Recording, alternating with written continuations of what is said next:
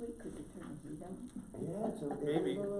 Barry hasn't taught me how to yet. Oh, it's a little late now, so It keeps you awake. That's the strategy they do in schools. Yeah, because we're freezing. Yeah. Oh, yeah. No, it puts me to sleep. Jeffrey.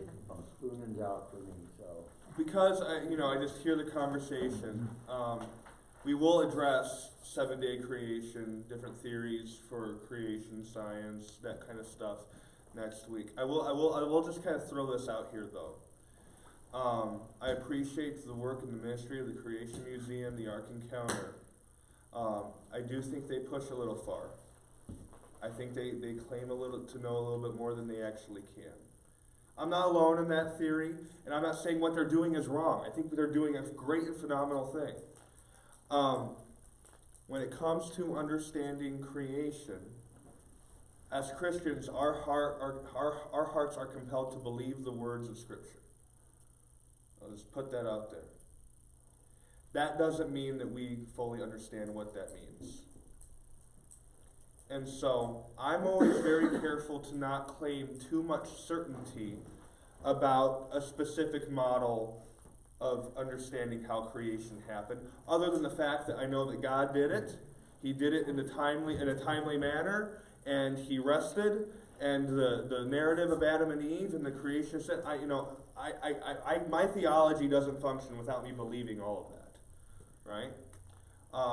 That said, I'm not going to push someone out of the church because of life's work of scientific inquiry has brought them to believe that the earth is 14.6 million years old, or billion years old. Because scientists have a very compelling worldview that they cling to. And they know their stuff about it.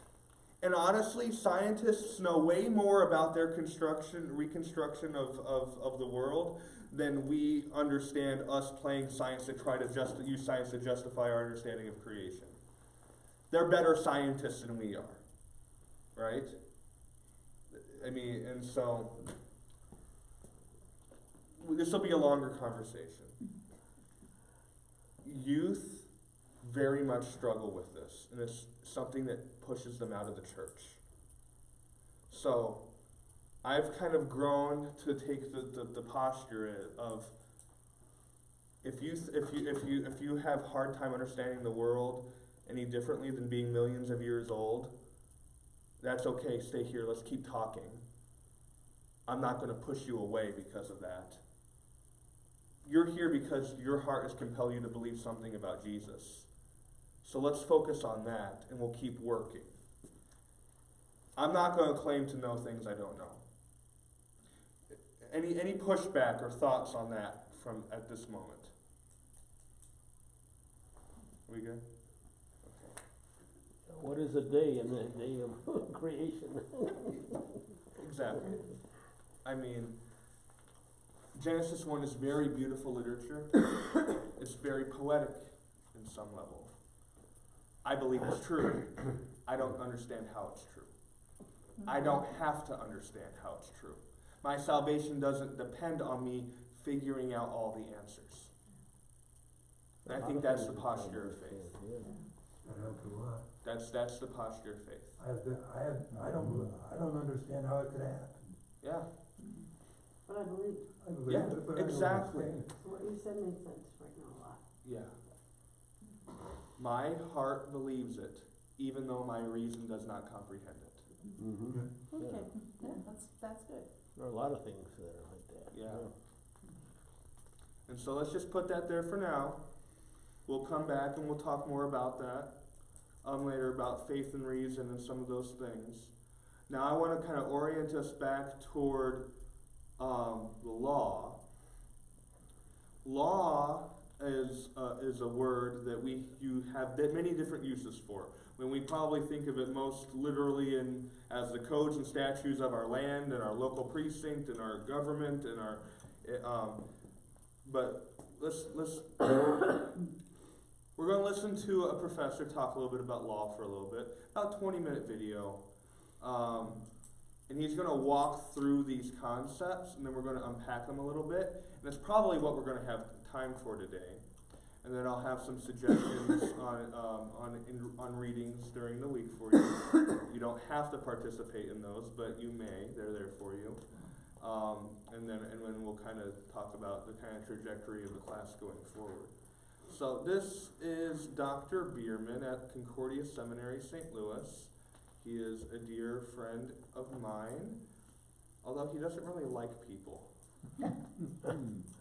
But I'll just stop. Just have fun.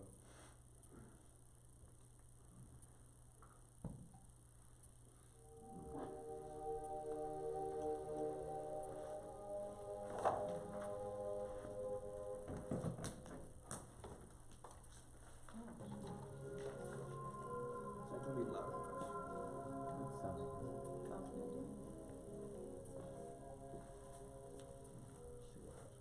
He starts talking. One of the biggest issues we're going to face Is he loud enough? throughout this whole thing, and so we need to address it right up front, is the whole question of sources of authority. And that's a really important discussion here. I'm not sure all the thing is here. That looks really weird. I don't believe I'm gonna turn it up. Okay, I don't like it. There, better. Okay. Is the questions of sources of authority. How do we know what's right, and how do we know what's wrong, and how do we decide? How do we adjudicate these kinds of things? In our society today, people have a lot of assumptions about this, but we don't really talk about it very much. You know, how do we know what's right and what's wrong? And if you ask somebody that question kind of point blank, what's right and what's wrong, how do you know? You might be surprised at the kinds of answers you'll get. I would assume that most of us sitting in this room, coming from a Christian worldview, would say, well, God says so, or the Bible says so, and that's the end of it. But if you go out to the broader society and just ask them a question, how do you know what's the right thing to do, what's right and what's wrong? You're going to get a whole raft of possible answers, and they're going to vary widely. Basically, they're probably going to boil down to something like, well, you know, it's whatever most people think, what the majority thinks. The majority decides these kinds of things. And you see the prevalence of this idea in the fact that whenever we want to decide something, what do? We take a poll. And the majority of Americans think, and therefore that's supposed to make a big difference. And in fact, newscasters and people and journalists are very prone to say, well, hey, Mr. Politician, most Americans, 60% think this, so what are you going to do about that? You better change your position because you're not right anymore. As if that makes the decision. And we might say, well, that's ridiculous. But no, it's not ridiculous. Because that's exactly how the world functions. And if you're not going to go with majority rule, then you might go with something a little more nuanced like, well, utilitarianism. Whatever serves most people. What's good for most people. And that seems like, well, that's a great answer. What's right is what helps most people. That's a good thing. But that's a notoriously nasty answer. Because who decides what's good? Who decides most? And who decides what level of good? And these are really thorny issues. But they don't have a lot of options, though, you see. They've got to either suggest majority rule or utilitarianism or even something as absurd as, you know, whoever's got the control gets to make the decisions. Kind of might versus right makes right. They've got to come up with these answers because they really don't have any recourse. Because they've eliminated the idea of God. This is the situation, if you look at it in our culture. Is that easy? And forgive me for this, because I know I'm on the side out here, but I did my dissertation in theological ethics, and so that's always of interest. And so it becomes a huge issue of how do you know what's right? How do you decide? How are you going to make a decision? We would say, well, it's simple. God determines it. And once God has said it, and that's it. We're cool. But if you don't believe in a God, you've got a boatload of problems. How's anyone going to decide? How do you adjudicate different decisions? Majority rule, utilitarian, whatever. You've got to come up with something because you can't have recourse to something as a fundamental rule. Even the idea, some people say, wow, it's just a kind of a basic fundamental law, a natural law. And I'm going to come back to this term because I think it's a good thing. But there are some people who would say, there's just kind of the law of nature. It's just there. Well, the problem you get there is, where did that come from? What's the source of the law of nature? And you see how there are so many issues that play into this thing. The whole Darwinistic mindset of our culture is absolutely feeding this. And one of the reasons why Darwinism is so incredibly tenacious and hanging on and so just getting so much support is because it's so necessary to be able to supplant the position of God. If we don't have a God anymore, we don't believe in this God who does things and who really cares about things, we have to have some source, so we come up with Darwin as an explanation. But once you made the move to Darwinism, you really have no foundation left. See, one of the dirty little secrets about a Darwinian worldview is, if you really believe that it all just happened by chance, then there's no such thing as right and wrong. There's no such thing as evil. And this is where you see our culture wants to have its cake and eat it too. They want the freedom of no God and a Darwinian worldview where it all just happened by chance, but then they want to turn around and talk about what's good and what's right and what's just and what's evil. And they'll make all kinds of pronouncements about that was an evil thing. It's evil that Israel is attacking the poor Palestinians, and it's terrible these things are happening. They'll make all these moral judgments, but how can they do that? They're cheating. They can't make a moral judgment if there is no moral foundation. If there's no standard, you can't make a decision. Now, what does all this have to do with the topic of man and woman and how God has put things together? That's It really has to what do with this it seminar is about. enormously, because I'm persuaded that God has spoken and that He has made clear His will and His purposes, and that if we're going to do things the right way, they need to be in accord with His way. They need to be in agreement with what He's revealed. That's what we need to do. And what I would contend, this is all kind of just background stuff, and we can spend forever on these things, but I try not to. What I will contend, and where I'm coming from, is that God has simply built into the very structure of the world a certain ordering, a certain design, a certain plan for how it's supposed to work. It's built in. And that is what I would call the natural law. The natural law does not exist apart from God. The natural law does not exist before God. The natural law exists because of God. And it's snowing. I missed that one. You're right, this natural law. Easily distracted, I'm sorry. All right. The natural law exists because of God. God is not beholden to the natural law. God is the creator of the natural law. He's the one who put it there. He's the one who built it in. Now, I know these things can be debated, we can argue about them, but I just need to lay down some foundational things so we can move along. So I'm going to contend natural law is put there because God put it there. It's just built in to the way things are. You can like it or not, but it's just the way that it is. So, examples of natural law. Gravity. Good example of natural law. If you step off of a building roof, you will fall to the ground. Every time. You might say, I don't like gravity. I think it'd be cool if I could fly. I'm going to fly because I really want to fly, and it's my right to fly. Birds get to do it. I'm smarter than birds. I'm going to fly, so I don't care about gravity anymore. I'm just going to do it. And you can step off the building and go do your flying thing, but guess what? It's not going to work. No matter how great your intentions are, no matter how determined you are, no matter how committed you are, you will fall, and you will hit the ground. You will die if you're high enough roof. Guaranteed, every time. It's just the way it is. Just natural law. Same kind of thing with the sixth commandment, as we number it, commandment against adultery. You see, if a guy decides that he's going to play around and commit adultery, be unfaithful to his wife, what's going to happen? Every time, he's going to pay a price. He's going to have guilt. He's going to have all kinds of problems covering up his tracks and making explanations. He's going to destroy the relationship with his wife. He's going to bring in all kinds of grief, all kinds of nasty things every time. Why? Because God's up there punishing him? Doesn't have to. It's just built in.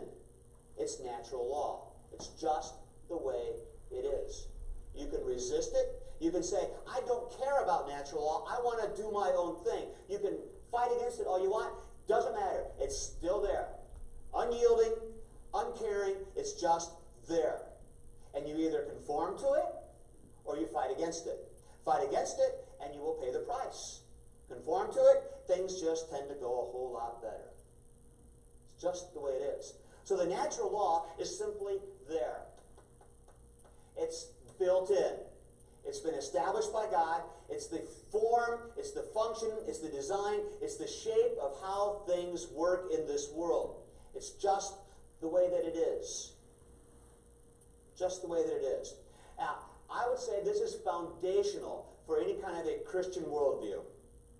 You've got to start with this. You've got to start with the premise that there is God, that He is the Creator, and so He, as the Creator, gets to call the shots.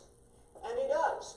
He establishes the way things are. He puts things together a certain way. Gravity works. Electromagnetism works. And all these things work. And this is incidentally a really rich and fascinating way to explore the interrelationship between science and religion. They're not opposed at all. Good science will always confirm what we know about God and His truth because God's the author of this whole thing we're studying. So when you study the world, you're going to study and come across God's truth, and they're not going to be at odds. They might seem to be in conflict for a while, but be patient, work it out, it'll all come together, and I'm persuaded that that's the case. It will all come together. So, we would say it doesn't work to go with a maturity view, it doesn't work to do utilitarianism, it doesn't even work to do the loving thing. That's not enough, because that's all too vague. We need to have some kind of foundation, we need to have something clearly given to us, and what we have then is this natural law, this will of God. And that's really what's going on here. Now, when I talk about this word law in a setting on a Lutheran seminary, this is probably going to raise a few eyebrows. Because a lot of us have been taught that the one fundamental guiding principle that makes Lutherans Lutherans is the distinction between what? Absolutely. You have been around the block. Long God. And this is all preliminary, but it's all going to play in. This is so important to us as Lutherans. We know that the word of the law that God gives us is impossibly difficult. It's just so high, we can't ever reach it. You know this stuff. This is just basic to your Christianity. You learned this back in junior high. You learned it before that, probably. The law comes, and we have the SOS. What's the law do? Shows our sin. And then the gospel comes, and SOS, what's it do? Shows our Savior. You know this. All right. And this all plays into the uses of the law. Because we have the first use of the law. Remember this, too? Oh, it's a review. Remember? What's the first function? Curb. Second one? Mirror. Mirror. And then finally, the guide. Guide. All right. So my little test to see where you're at. So we have the law function as curb, mirror, guide. Keeps things in check. That sounds like what we were just talking about over here. The natural law does. Just kind of keeps things in check. Holds things together. So there's this commandment about adultery. And the guy who's married and being tempted to have an extramarital affair, maybe he doesn't really care about God very much, but he does care about the wrath of his wife. And so he says, better not do it. That'd be really stupid. So he doesn't. What's restraining him? Oh, it's just a natural law, just built in. Or maybe he even has this little pang of conscience that says, I just can't do that, that would be wrong. Why does he think it's wrong? Well, social construct, he's been influenced by a society, that's all it is. No. There's something there, it's built in. Paul talks about this in Romans, that the law is written in our hearts. We know it. We can deny it. We can get it all muddled. We get it mixed up. But it's still there, and it echoes around, and it kicks around in there. You can't build an ethic out of it very much. It doesn't get very far. And you can have a conversation only to a point. But it's there. It's there in everybody.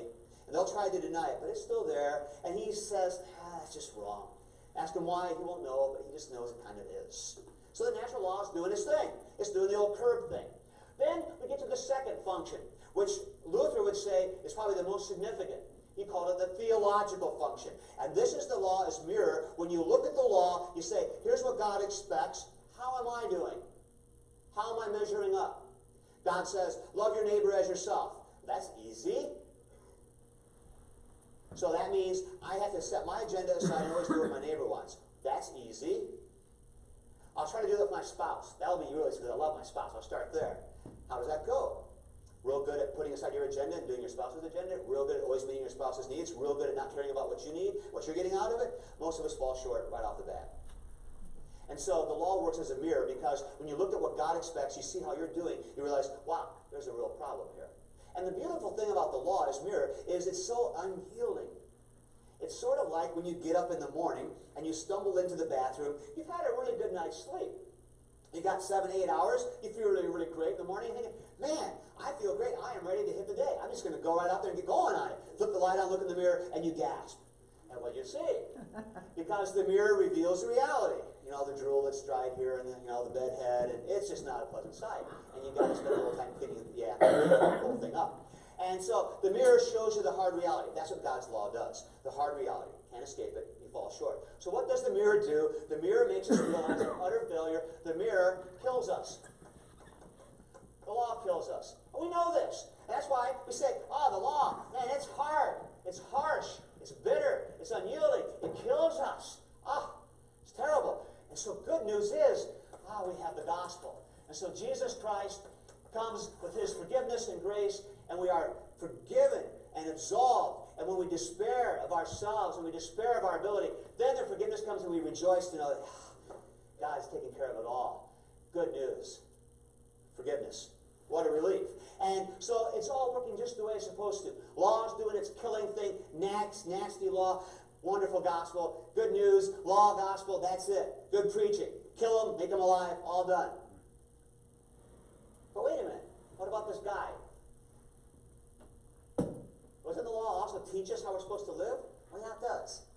And in a lot of ways, and I don't want to get too systematically deep here, but the guide is really kind of just like the curb, only in a Christian sense. Because now as a Christian, knowing you're forgiven, knowing where you stand with God, you don't have to sweat where you stand with God and try to earn his brownie points anymore. You've got all of his love. But now you want to live as a decent human being. The law comes back into play. Why? Because the law is nothing more than the structure of how things are supposed to be. Remember? The law is just the design. It's when God says, this is how I want it to work. And so when the gospel comes and forgives me, that's not the end of the story. In fact, the word of the gospel should never be the last word. The last word is, you are restored so that you may now be human again. And what do humans do? They go out and they serve in the world and they conform to God's will and purposes. They do what God put them here to do. And so the kind of cool thing is this, that we realize that the gospel actually serves the purpose of restoring us and putting us back where we belong so that we can do what God put us here to do. Rightly related to God, now rightly related to those around us, and now we can go back to this husband thing, and back to the father thing, and the mother thing, and the wife thing, and start doing these things again with renewed zeal. Why? Well, because I've got to? No. Why? Because, I want to earn God's favor? No. He's already given you all of his favor. Why? I'm a human being. That's what I'm here to do. Just what I'm here to do. Dogs come up and greet you when you walk in the door. That's what dogs are supposed to do. Cats are supposed to be aloof and walk away. Geese fly south, unless they hang around all winter. But everything does what it's supposed to do. What are human beings supposed to do? We're going to get into that. We're going to talk about that. But the whole point is, God has put you here for a purpose, to be a full human being, to care for the creation. We'll get to that here more in a minute. And when you're doing that, what you're doing is you're conforming to this law. Now, the thing why this is so important on this law-gospel thing is because there's a segment of Lutheranism that has become convinced and quite persuaded that all the law can do is kill.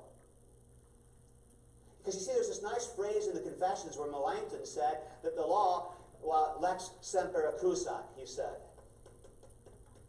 You don't have to write down the Latin. And my rule is that if I put Latin on the board, you're responsible for it for the test. If you don't have a test, you don't have to worry about it. So, lex many semper Latin phrases. accusat, which means So the many. law always accuses. It does. But there's this segment that would say, well, the law semper accusat, and they would also sometimes say the law solus accusat, which means the law only accuses. And that's a problem.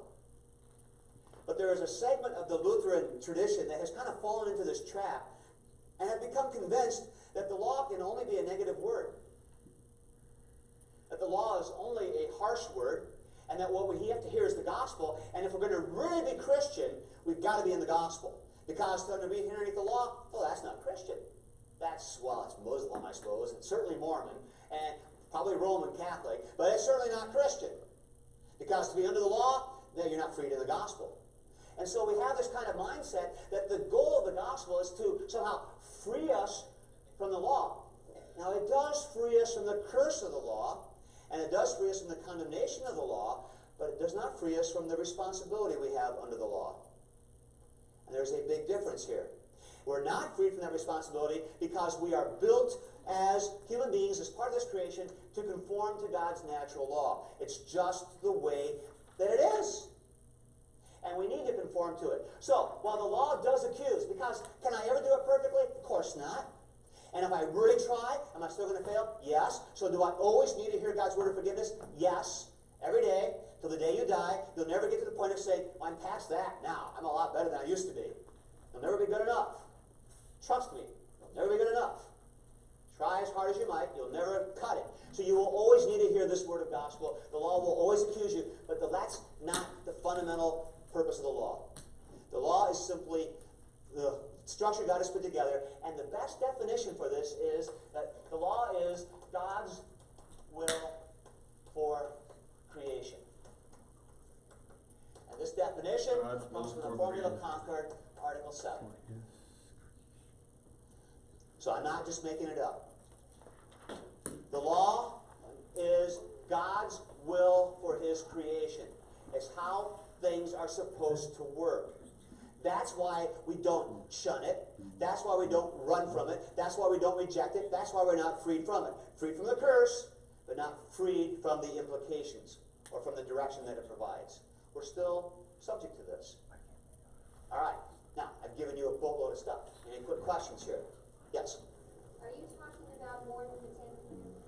I'm talking about, okay, that's a great question. I'm glad you asked. Where does the Decalogue or the 10 Commandments fit with this?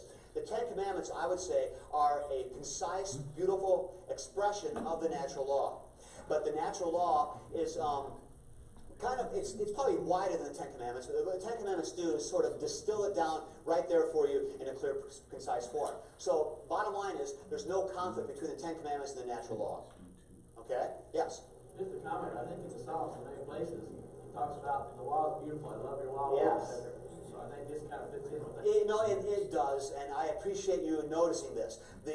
One of the things that always bothers the Lutheran tradition that says law is bad, gospel is good, is how the Psalms talk about, I love your law, this kind of thing.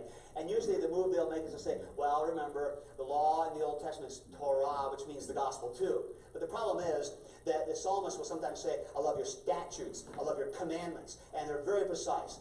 The law is a good thing. St. Paul himself says this in the book of Romans, the law is good and just and right. So it is. It's a good thing. And we need to hang on to that, because if we, the nasty thing is this. If we come to the conclusion that the law is negative and bad because it only kills, and we have to be free from it from the gospel, then what we end up doing is we end up eschewing any function of the law, and we become something called an antinomian. And you start being a proponent of antinomianism, which means the law has no use for a Christian. Just give me the gospel. And the implications of that are quite significant, especially on our topic.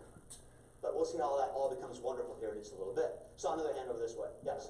When Paul says the believer not under law but under grace, what's that? What I would contend he is talking about there is that you're not under this condemnation. You're not under the threat of law. You're not underneath this this heavy oppression of you've got to do this so that you get God's grace. We're not under that. We're under the favor of God, the favor Dei, God's favor, his grace is shining on us. We now have the blessing of his forgiveness. We don't live under that threat. And so here's the wonderful reality that you get to do as a Christian person. It kind of works like this. You as the Christian person are to be a full human being, which means you spend your day sitting around watching TV, waiting for Christ to come and take you to heaven? No! You get busy doing what God put you here to do. Knock yourself out working hard. Best husband, best father, best prof I can be. That's my responsibility. So I crank through the day trying that. I get to bed at night, reflect on the day, think, how did I do? Oh, not so good. I blew a chance with my kids. I really kind of messed up there. Got a little frustrated driving. Didn't put my full effort into my lecture today. Not so good. Rats. Boy, I didn't measure up. Always put Then, full effort what's the into very my next thought I have? God has forgiven me. I'm his child through grace. I am still his forgiven child. What a good news that thing is. So do I go to bed despairing? No. I go to bed, go to sleep with a light and happy heart, ready to start the next day fresh again. This is the wonderful dynamic of the Christian life. It's both things. That's the cool thing. And so I think what Paul is saying is, you're underneath the grace. You have this favor. But yet, the obligation of fulfilling the law, it's still there. Still there for every one of us. And this is clear all throughout the Bible. Not just Old Testament, all over it. All right? Good questions. Anything else? Thank you, Dr. B. So what do you think of Dr. Bierman? Good one, yeah. Imagine experiencing that 3 or sometimes 4 times a week for 3 years. Yeah. Oh man. It is something. He leaves his mark on you. Yeah.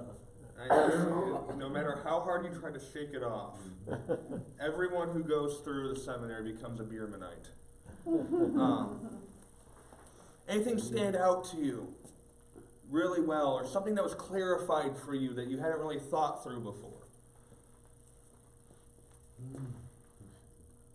Seems to me everything pretty much stems off the 10 Commandments, no matter what. I mean, Yep.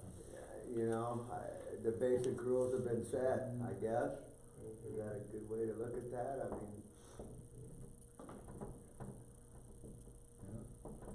So he talked about the 10 Commandments being law. yes, I would say a summary of, what was that phrase he used over and over again? Well, I guess he could say he kind of like condensed it. You can expand it and look at it in a broader view, right? But he condensed it and made it simple. Natural, yeah.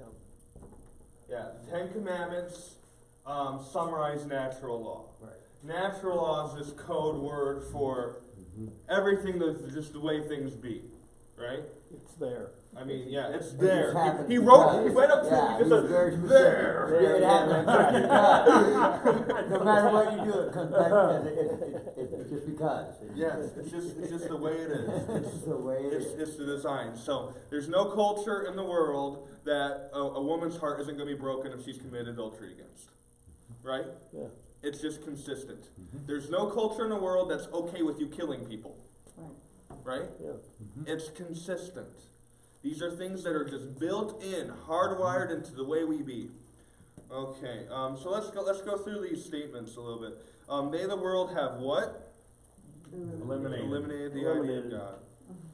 And when he talks about Darwinism, hear the philosophical take on Darwinism. Like the idea that everything came from nothing. That's really what he's poking at. I think he probably could use better words with less weight than Darwinism. If you really believe that everything that just happened was by chance, there's no such thing as right and wrong. Does that make sense? Like what, I mean, there has to be some weight to things. God simply built into the very structure of the world a certain ordering, a certain design, a certain plan for its Supposed to work. for how it's supposed to work. So, Keyword supposed to. well, yeah, because so if we look at our little line of all things, we had a brief little stint in here before the fall where it was that way. The natural law is kind of the source code for how God created the world. And so when we have the fall and the sin, we have kind of a glitch in the code. And it just infects everything. It's like a virus. I use computer analogies all the time because I'm a nerd. But it's the natural law is kind of the blueprint by how God made everything and the rules by which things function. Good science always confirms what we know about God and His truth. And then we got blank and blank. Long gospel. Raise your hand if you've heard long gospel before.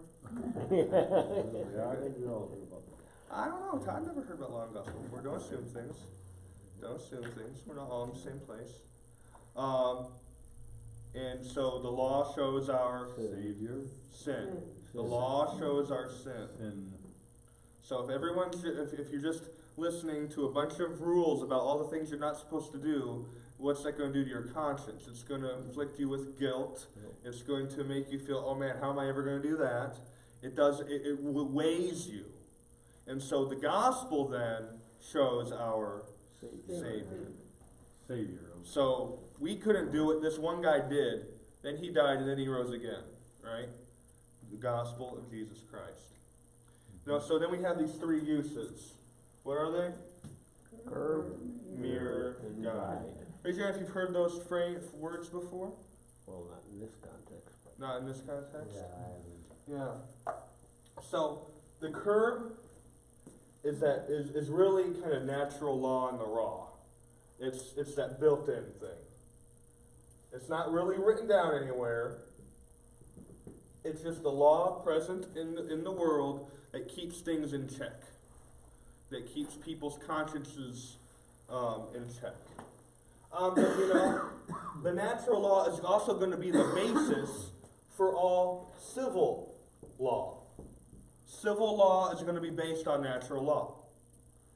I mean, remember learning about the social contract theory? That everybody gets together and we'd all decide, oh yeah, murdering's bad, so we're going to make that a law. Stealing's bad, we're going to make that a law. Right? The civil law is going to be based on the way things are. Otherwise, the laws wouldn't work. Not enough people would agree to them if they didn't have a basis in the structure of everything.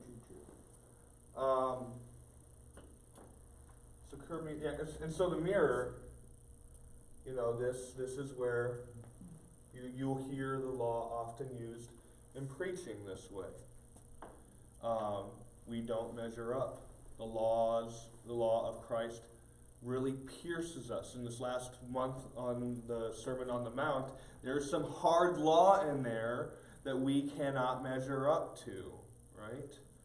I think it was the one Sunday where I preached about how, you're supposed to leave the altar and go make reconciliation with your brother.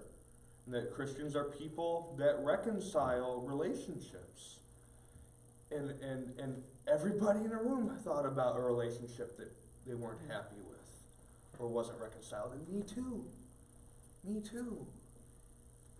But that's just the law showing us that we are, no matter who you are, you're a sinner in need of forgiveness. You're someone who's broken, who has a broken past, who has done things that you should not have done, who has been selfish at periods in your life, have gone for the things that you want as opposed to others. Everyone's done it. And if there's a Christian alive that says that they haven't, then they're lying. That's 1 John. If you say you have no sin, you deceive yourselves, and the truth is not in you. Right? Okay, so shows our sin. Shows our sin. Bierman's quite graphic with that whole getting up in the morning thing, right? Yeah. You can't hide from the truth. And then the guide. And this is the second half of all of Paul's letters. Encouraging the church to be the church. Encouraging the people of God to shine the light of Christ. Christian service for the world, you could call it.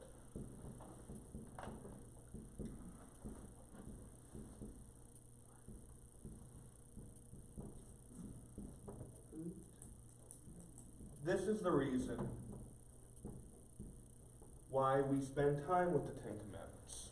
Why we teach the Ten Commandments to our young ones. Right? So that they can be encouraged that this is the way life is supposed to be lived. Because the law doesn't always have to feel like a bad thing. No, you can actually feel good. No, I'm actually jiving with the way the world's made right now.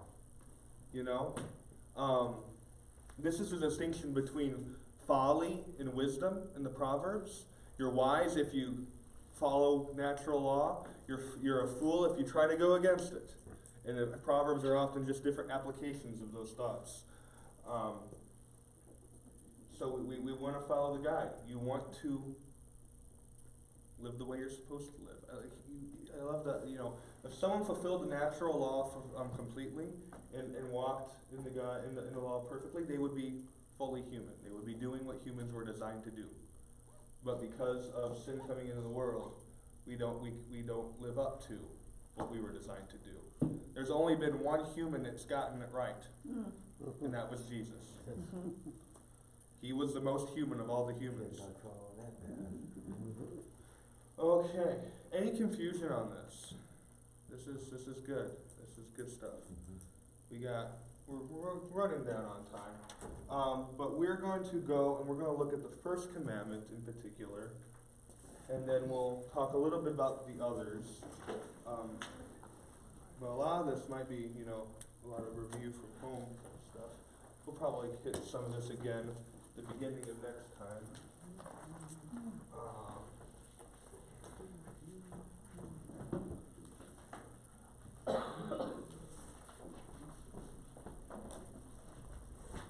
The first commandment is the most important.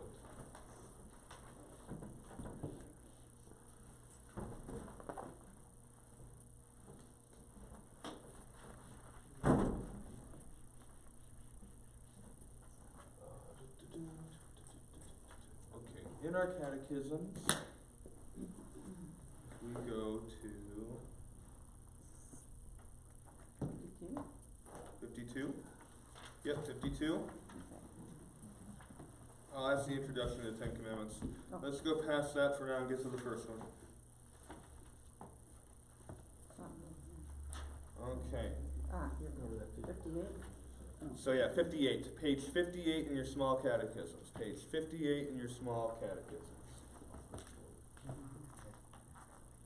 So let's do this responsibly. You'll catch it. So the first commandment, you shall have no other gods. What does this mean? We should fear, love, and trust in God above all things. And all this law is orienting us, just telling us, remember who made you. Remember, get in line with the line. Understand the story of who you are. You will have no other gods. You should fear, love, and trust in God above all things. What's a god? It's a valid question. Where'd my marker go? There it is. What's a god? Creator? Creator.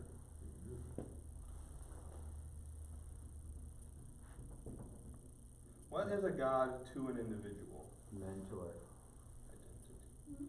That's a good one. I'm affirming your words. I'm writing specific ones up on the board, so don't think I don't think that's a good word.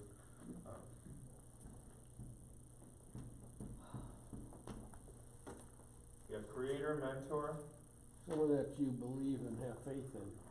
You have faith in.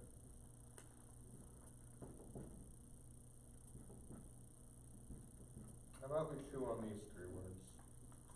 The God is whom you can find identity, security, and meaning. Identity, security, and meaning. Identity, security, and meaning. When you try to answer the question, who are you? You have to go to some sort of context of who you are, how you were made. When you look at where do you go to when it's hard? Who do you rely on when things get tough? When you ask, what am I supposed to do? What's the meaning of this? Meaning / purpose.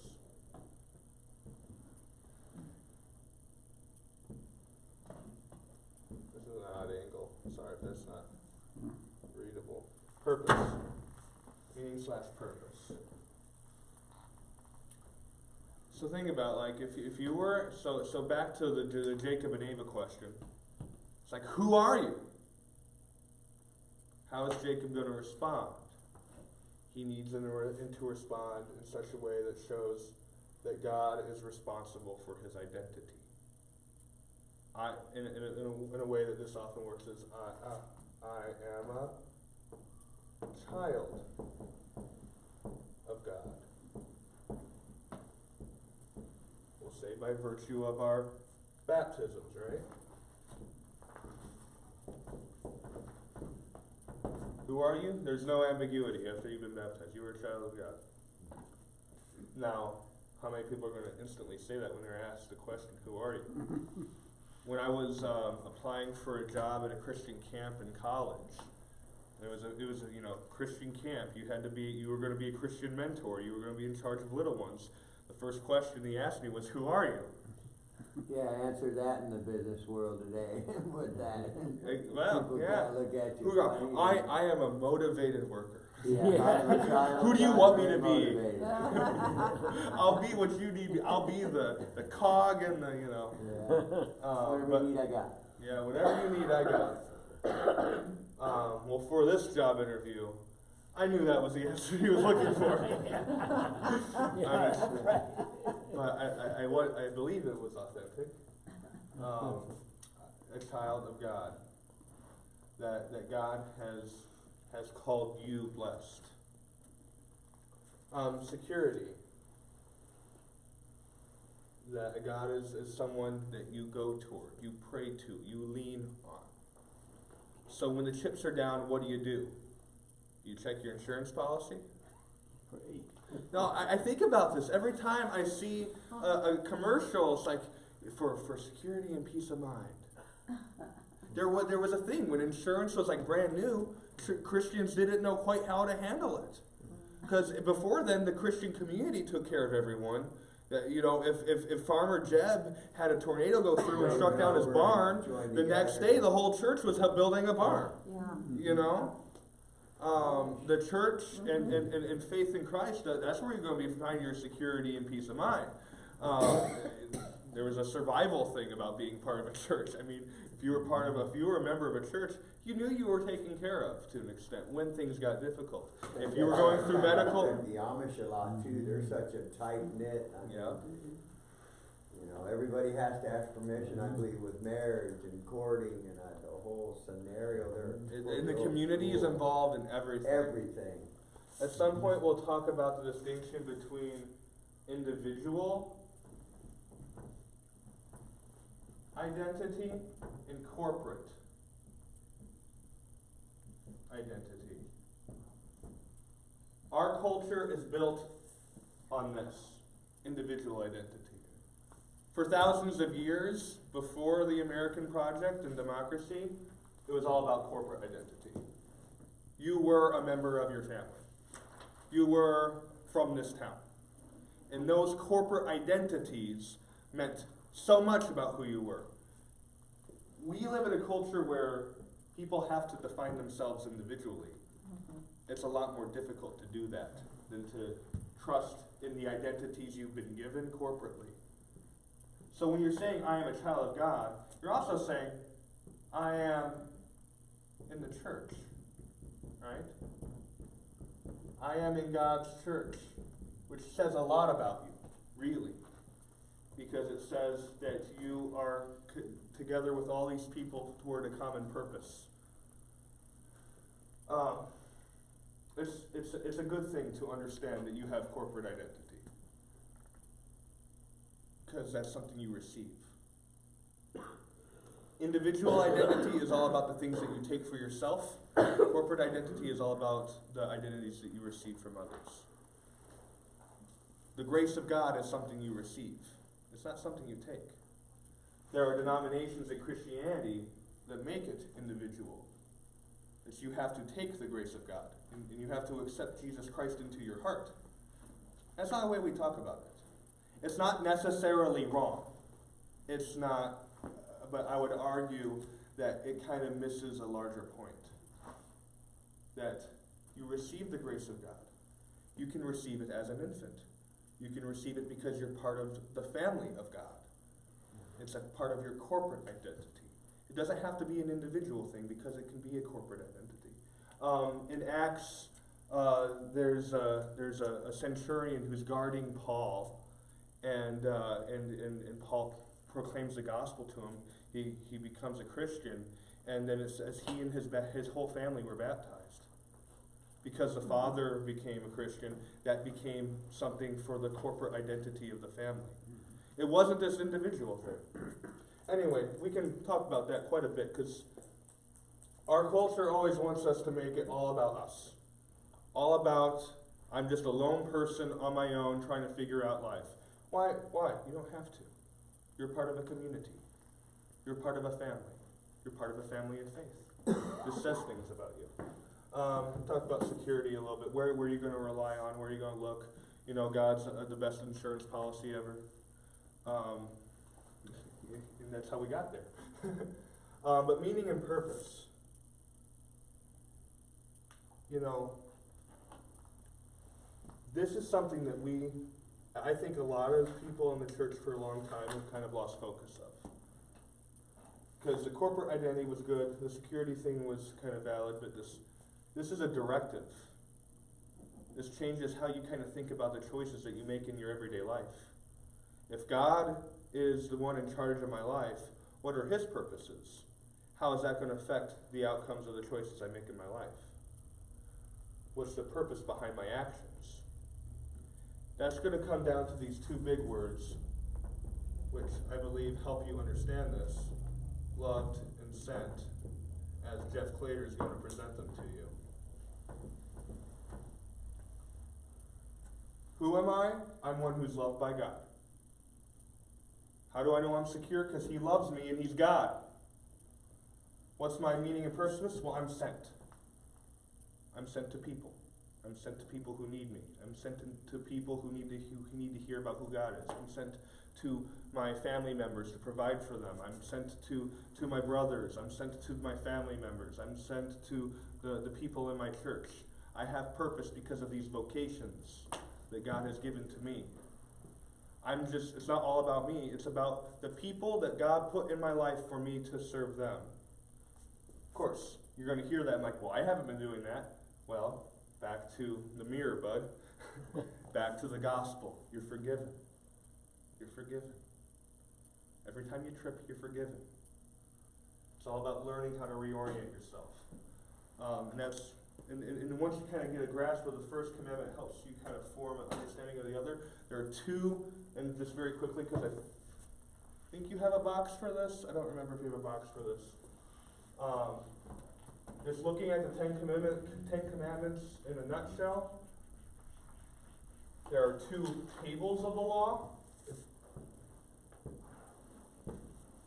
You've seen the shape before for the Ten Commandments? Oh, yeah. Mm-hmm. Which ones go on that side? Do you know? 1 through 5. No, not 1 through 5. Not 1 through 5. It's one and three, not an ending one. 1 through 3. Okay. Because those have to do with our relationship with God. And then 4 through 10 Really? are about how we interact with people. Yeah, I didn't know that. That's the two tables of the law. And that's how it was originally split, right from the start. Mm-hmm.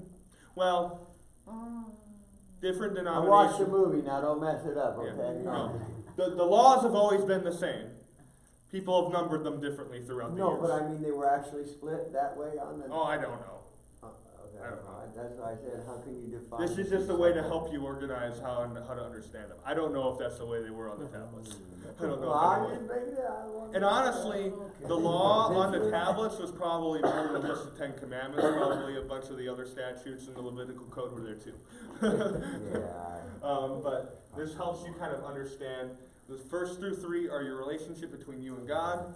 4 through 10 are you and other people. And I think we're going to have to take a look at the specifics in there a little bit more next week. But take some time to look over the 10 Commandments in your catechism between this time and the time next week. Does that make sense? Yeah. And we can. How I see, because you're adults, you're not, catechism children, right? Right. My job here is to give you kind of the big picture ability to work through things. Now with kids, we would go detailed through every little point. We don't have the time to do that. And so I want to enable you to be able to kind of grow and dig it. And you can do this with your little version or your big version, but take some time and just spend with the 10 Commandments over the next week. Look at the front of your binders. The front of your binders. That has the schedule on it. The front of your binder. And underneath is a reading from Love Sent as well. Okay. Now, we'll read out of Love Sent. We won't get to read all of it in class. So it's up to you how much reading you want to do outside of class. But it's there for you to do it. If you want to be completely caught up by next class, you would read all the way to page 62. Okay. And so the reading that would be good if you had done before that class is underneath that class. Does that make sense? It's a really easy read. Yeah. I mean, it goes super fast. But you don't have to. If you're like, oh man, I didn't get my reading in this week, Pastor's going to be mad at me. No, just come. It'll be fine. You'll be fine. It's if you want to. It's if you want to keep working on it. We'll do some work in the law next week, but we will spend most of the time on first and second article theology. Creation and redemption. Creation and redemption.